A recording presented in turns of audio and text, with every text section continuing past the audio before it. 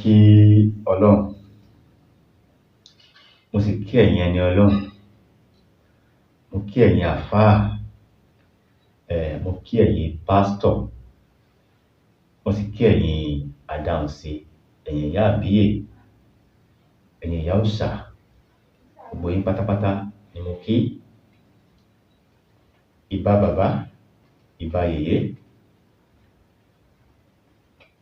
mọ́tọ́mọ́tọ́ bá rúbà, àròkò dalẹ̀, mojúbà kọ́dá, mojúbà ṣẹ̀dá, ẹ̀yin oníṣẹ̀ṣe, mojúbà yín,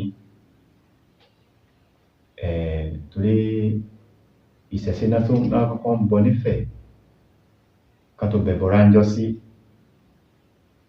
torí bàbá ẹni ìṣẹ̀ṣe ẹni ni, ìyá ẹni ìṣẹ̀ṣe ẹni ni, ìkẹ́ ẹni ìṣẹ̀ṣe ni, gbogbo orúnmọlẹ̀ ẹni, gbogbo orúnmọlẹ̀ pátápátá ìṣẹ̀ṣe ni, gbogbo ẹ̀yin oníṣẹ̀ṣe pátápátá, mo kí ẹ̀yin mùsùlùmí ẹ kú ọdún, ẹ kú òǹgbẹ, ẹ̀yin onígbàgbọ́ náà mo kí yín náà pé ẹ kú òǹgbẹ, ẹ̀mí wa ò rẹ́yìn oṣù. Mo mú wá fún wa lénìí, mo mú iṣẹ́ ìfẹ́ràn gbogbo. Orúkọ mi ni Dr. Hafiz Abolade, tẹ́pẹ́ yẹn ṣe wò mí nígbà àkọ́kọ́ ni. Bá mi wá nǹkan fìdílé, kẹ́ fìdílé nǹkan. Ojú tí ẹ fi ń wò mí, ojú náà ní fọ́ o. Etí tí ẹ fi ń gbọ́ mi, etí náà ní di. Ìbànújẹ́ ó kéré, ó tóbi, kò ní jẹ́ ìpín mi àti yín. Àníràwọ̀ àbúrò ní ṣẹlẹ̀ sí wa, táyà tọmọ tẹbí tará.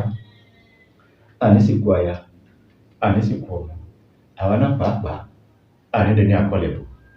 Aboyún ilé, wọn á bí wẹ́rẹ́. Wọ́n máa ṣe ń fogún kan kúnlẹ̀, wọ́n mọ̀ fi kejì dìde. Wọ́n yí ọbẹ̀ gbẹ̀bí ewúrẹ́, wọ́n ọbẹ̀ gbẹ̀bí àgùntàn. Wẹ́rẹ́ là á gbọ́, bàbá ọmọ náà ní ìyá òdì. Ẹni tí ò tí ì lóyún, àfẹnusóyún. Àwa tá a ti bí, ọmọ wa ò ní yàn kú. Àní máa sàlẹ̀ ọ̀mọ́, gbogbo bá jẹ́ ìtìlọ́run. Mo mú wá fún wa náà ni pé ẹ bá wà nǹkan fìdílé, ẹ ti wá, ọmọ sọ pé ẹ máa mú báírò, má ti wá sórí prógámù báyìí, ẹ má bínú. Ẹ mú báírò àti ìwé, ẹ má kọ àwọn nǹkan sílẹ̀, torí pé tí ò bá wúlò fún wa lénìí, yóò ṣe àǹfààní fún wa lọ́la. Ẹ má gbàgbé láti bá mi share àwọn prógámù yìí, torí pé àwọn ọ̀pọ̀lọpọ̀ ẹlòmíín wà nínú ilé tí wọ́n láǹfààní irú èyí tí àwa ní yìí. Ẹ bá share fún wọn, ó lè jẹ́ àǹfààní fáwọn náà. Àwọn náà ó lè máa ṣe àwọn nǹkan yìí. Gbogbo àwọn nǹkan tí mo mú wá yìí, àwọn nǹkan tá lè ṣe fúnra wa ni. Àmọ́ ìwọ tó bá lè ṣe fúnra ẹ, tó bá pè mí sórí àwọn nọ́mbà mi, màá bá yín ṣe é. Nǹkan tí ò bá dẹ̀ yé yín lórí ẹ̀, ẹ pè mí, ẹ béèrè ìbéèrè lórí prógámù yìí, pàápàá jùlọ lórí fídíò, ẹ kọ́mẹ̀ntì lórí ẹ̀. Nǹkan tí ò bá yé yín, màá ṣe àlàyé fún yín. Iṣẹ́ ìfẹ́ràn náà ni mo mú wá. Kí la máa lọ wá? Ẹ jẹ́ ká lọ wá eku asín. Eku asín tó pé, tó ní ìfun nínú. Kò sí èyí tí wọ́n ti kó ìfun inú ẹ̀ kúrò. Wọ́n máa ń kó ìfun inú ẹ̀ kúrò fún àwọn òbúrò tó yọ̀ sí, ìyẹn kọ́ o. Sàbólò bó ṣe ní kó sá, kó lè bàjẹ́ fún ẹ. Eku asín tó pé àti ìfẹ́ràn tó dájú ní o, ìfẹ́ràn gbogbo èèyàn ni. Tó bá ṣiṣẹ́ yìí, gbogbo ọmọ aráyé máa nífẹ̀ẹ́ wa, àtọkùnrin àtobìnrin, fún mọ̀ nífẹ̀ẹ́ wa. Kódà kẹ́ran ìfẹ́ mọ̀ sí lára ẹ̀ tẹ́lẹ̀, tó bá ṣe iṣẹ́ yìí, ọmọ aráyé máa nífẹ̀ẹ́ rẹ̀. Eku asín tó pé àti ànìkàndájẹ ìkamùdù ẹyọ kan. Kí ni wọ́n ń pè ní ànìkàndájẹ ìkamùdù? Àwọn kan ń pè ní ìkandù, àwọn kan ń pè ní ìkamùdù. Lọ́dọ̀ tiwa, ìkamùdù làwa ń pè é. Ìkankan náà ni. Kí ni wọ́n ń pè ní ìkamùdù? Ni pé kòkòrò kan tó tóbi, ó máa ń tàyàn. Àwọn ọmọ máa ń kọrin pé ta pẹ́pẹ́ ta ni àtagbé, ìkamùdù ta ni àtàlà.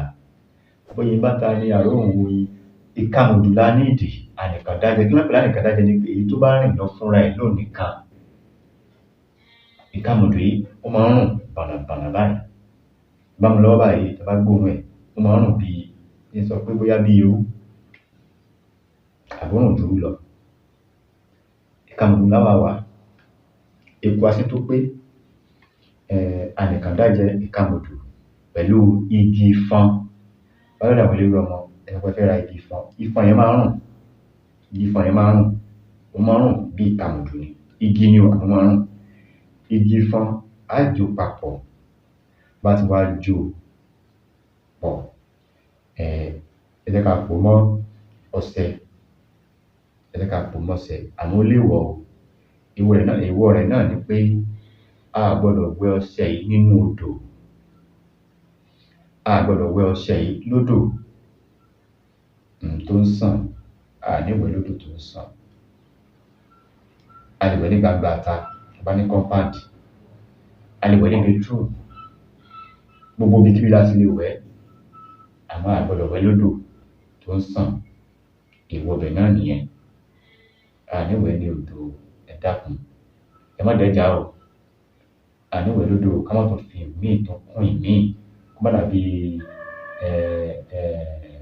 olókùnrùn tó ń jẹ òǹtó. Ẹni tó tún fi ìmíì kún ìmíì nìyẹn. Àtèmi àti yín, àbúrò ò ní ṣẹlẹ̀ sí wa, ọmọ aráyé ò mọ nífẹ̀ẹ́ wa sówó, wọ́n nífẹ̀ẹ́ wa sọ́mọ. Mo dúpẹ́ lọ́wọ́ ẹ̀yin tí ẹ ti subscribe sórí ìkànnì.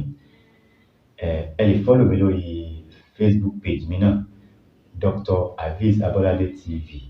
Bákan náà ní Instagram, Dr. Hafiz Abolade.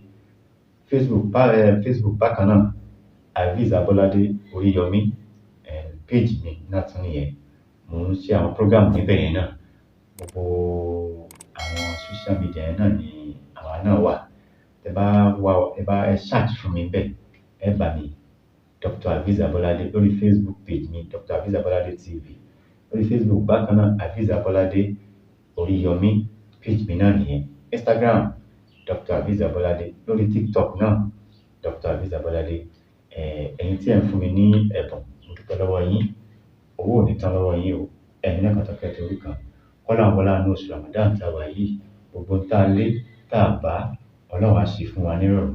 A ní ráwọn owó, a ní ráwọn ọmọ. Ìbànújẹ́ ò ní wọlé tọ̀ wá. Ẹni tí ò tí ì níṣẹ́ nínú wa, á ríṣẹ́ alálùbáríkà. Àwa tá à ń ti ṣiṣẹ́ náà, ọkọ̀ ọba àdábà ò ní sábà lẹ́sẹ̀. Àwa tá à ń ṣiṣẹ́ ìjọba, àwa tá à ń ta ọjà, àtàjìlá máa tà. Àwa tá à ń ṣiṣẹ́ ọwọ́, iṣẹ́ ọ̀ràn, iṣẹ́ aburú, iṣẹ́ tí ó gbé wa dé ọ̀gbà ẹ̀wọ̀n, Ọlọ́run jẹ́ ká gbà ó. Tó bá dìgbà míì, màá tún mú eléyìí tó tún yàtọ̀ sí eléyìí wá. Ire o, ó dìgbà kan náà.